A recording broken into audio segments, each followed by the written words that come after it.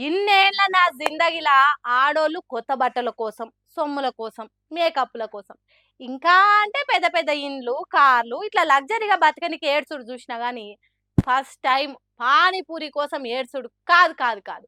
శోకం బెట్టుకుంటా ధర్నా జేసుడు గీ అక్కనే జూస్తున్నా. ఓషిని బాధ పాడుగాను నడి రోడ్డు మీద కూసోని ఎక్కిలు రాంగ ఎక్కి ఎక్కి ఏడవబట్టింది గదా! గుజరాత్‌లున్న వడోదరల గీ అక్కకు ఆకలై పానీపూరి తిందామని పోయిందట. ముందే అడిగిందట. "20 ఎన్నిస్తావన్నా" అని. "6 అన్నాడట.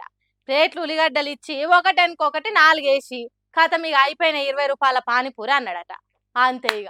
"నువ్వు నాకు 2 పానీపూరీలు తక్కువేస్తావా" అని ఏడ్చుకుంటే నడి రోడ్డు మీద ధర్నాకు కూసుంది.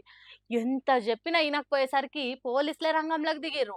అయినా కూడా అక్క శోకం ఆగలే, ధర్నా విరమించలే. మీరేం చేస్తారో నాకు తెలవదు. నాకు ఆ కడమ 2 పానీపూర్లైనా ఏపియ్యిర్రు, లేకుంటే ఆడికెళ్ళైన బండినన్నా లేపేయండ్రని షరతు పెట్టిందట. ఓ దిక్కేమో ట్రాఫిక్ జామ్ పెరుగుతూనే ఉంది.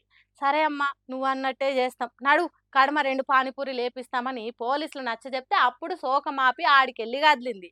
ఆడోళ్ళకు పానీపూరి అంటే ఇష్టమని తెలుసు గాని మరీ 2 తక్కువేసిండని ధర్నాకు దిగే అంత కూడా ఎనకాడరని గిప్పుడే చూస్తున్నాం.